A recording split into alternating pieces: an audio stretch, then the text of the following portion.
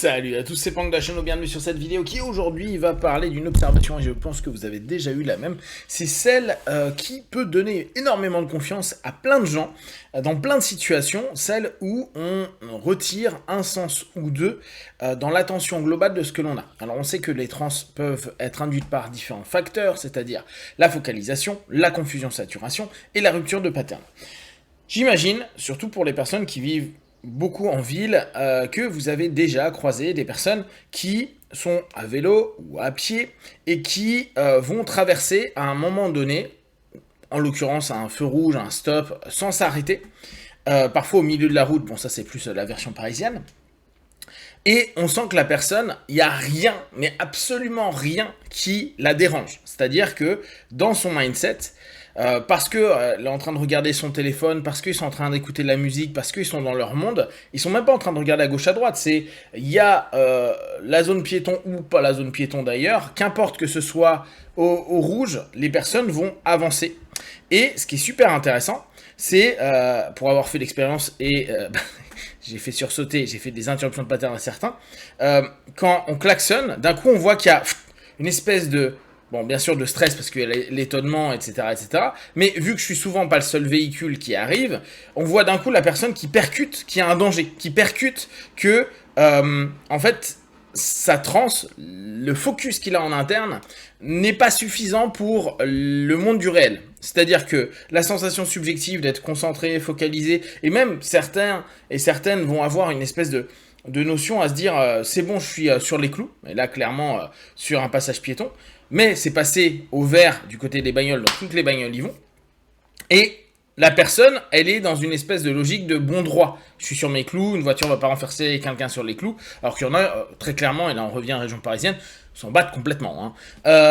Donc, la notion, c'est hyper intéressante parce qu'on voit la personne déterre, mais vraiment déterminée à la mort, genre ouais c'est bon, je suis sur les clous, vous allez pas m'emmerder. J'ai même vu ça, même focalisation, maman au téléphone, poussette, ça pousse.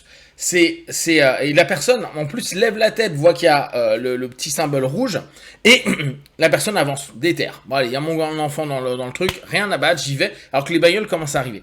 Et j'ai trouvé que c'était super intéressant parce que quand on klaxonne ou quand on fait la réflexion, la personne sort de sa transe, donc de cette transe qui est fermée, mais qui est hyper intéressante parce que la focalisation nous défocalise du reste. Et c'est ce que je vous disais au départ, c'est cette sensation, et on le connaît avec la spirale de Betty Erickson, surtout les spirales sensitives, etc.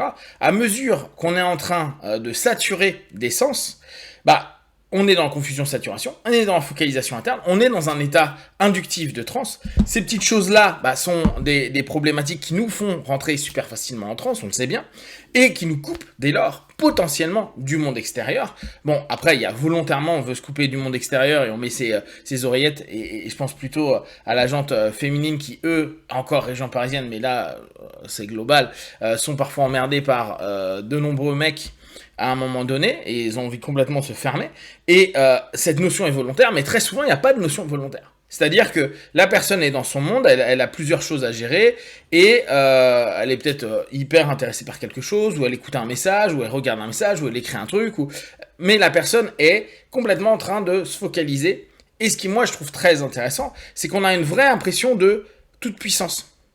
Comme si on revient à la notion de confiance en soi dont je parlais il y a quelques vidéos. À ce moment-là, le storytelling, il s'est complètement mis en off. C'est pas genre, je peux pas, ça fait peur, je suis stressé, je suis ceci, je suis cela. Mais au contraire, genre, bon, il n'y a pas de problème parce que de toute façon, la seule chose qui oriente, dirige mon subconscient et puis ce que je fais, c'est là où je dois aller, très certainement.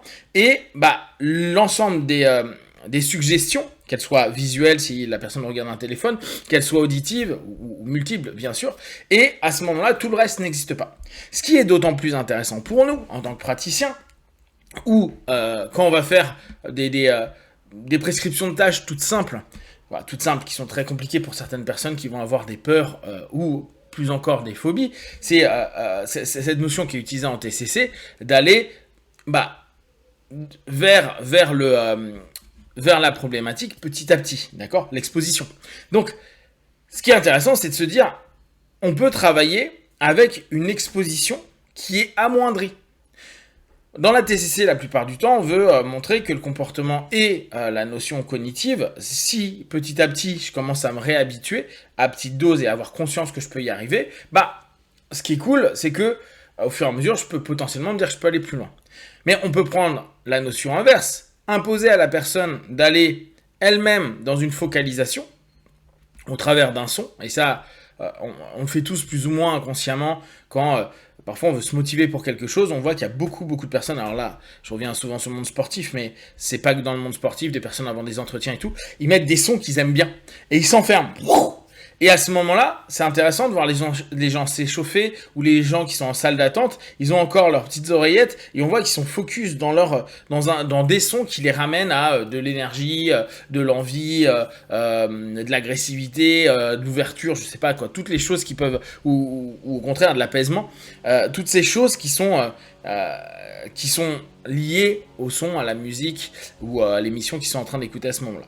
Cette notion de se dire on diminue certains éléments sensitifs, c'est-à-dire qu'on les diminue, on les sature et on fait en sorte qu'elles ne soient plus ouvertes à la réalité objective, au monde extérieur, peut permettre complètement à la personne de faire des choses qu'elle ne ferait pas avant. Et d'ailleurs, c'est très intéressant. Il y a beaucoup de personnes qui sont justement dans ces phases de saturation, qui font pas gaffe et qui, quand il y a quelque chose qui peut se passer, se disent non mais c'est pas du tout comme ça que je réagis d'habitude ou désolé j'ai pas fait attention, alors que c'est peut-être des personnes qui au contraire font très attention parce que on reprend le coup des voitures, ils ont peur de traverser la route à Paris parce que c'est des oufs et d'habitude c'est des personnes qui regardent bien à gauche à droite, puis là dans leur monde il y a rien, cette peur là, cette angoisse là, cette anxiété là, en une seconde il n'y a plus, c'est-à-dire que il y a une espèce de confiance ou de neutralisation du discours, du storytelling à un moment donné qui fait que les personnes font des trucs qui sont complètement à part. Et en tout cas pour eux à un moment donné. Donc ce travail il est intéressant de se dire ok, là ta problématique elle est là quand l'ensemble de tes sens ou l'ensemble de tes perceptions sont ouvertes sur tes peurs, tes phobies, tes tensions, etc. À mesure qu'on fait reprendre la notion, et ça on peut le faire en transe, en diminuant, tiens maintenant tu n'as plus le son et tu mets un son que tu aimes bien, c'est ce qu'on appelle sur les sous-modalités, hein. On modifie l'ensemble des sens, des perceptions pour entraîner notre partenaire à être en fait focalisé sur une idée ou celle de son objectif ou carrément sur une idée autre, quelque chose qui l'absorbe complètement. Ah, je me fais attaquer. Ah. Et à ce moment-là, il y a tout le process qui peut permettre vraiment un apaisement et ou carrément une dissociation qui offre la possibilité de faire, d'aller, d'agir, etc., etc.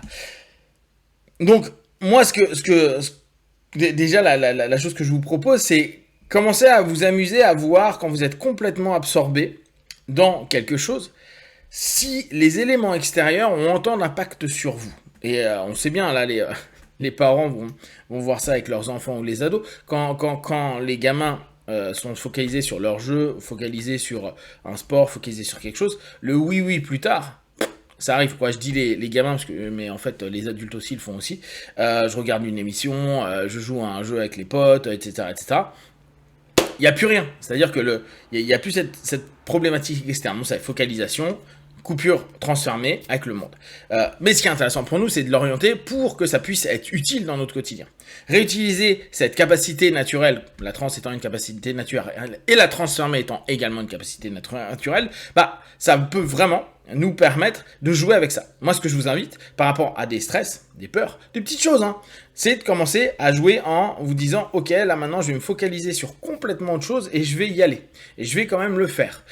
Et je vais avancer vers cette chose-là et mettez du son, regardez votre téléphone ou regardez une émission à ce moment-là. Faites quelque chose, vous ne mettez pas en danger, hein, bien sûr, mais pour voir comment ça distord, comment ça dissocie, comment ça vous permet, vous, d'être dans une forme neutre par rapport à l'élément donné, parce que justement vous n'êtes plus du tout connecté à cet élément-là. Et c'est là où on voit que la perception qu'on peut avoir des choses, ou la non-perception, ou l'amoindrissement de la perception, va nous modifier, submodalité, hein, l'ensemble du vécu comportemental et cognitif qu'on a à ce moment-là. Si vous avez des questions et des remarques, partagez-les sur Facebook, YouTube, j'y répondrai le plus rapidement possible, et comme d'habitude, de tout ce que je propose, ne prenez que ce qui est bon et juste pour vous, testez, observez, analysez et concluez. Be one, ciao.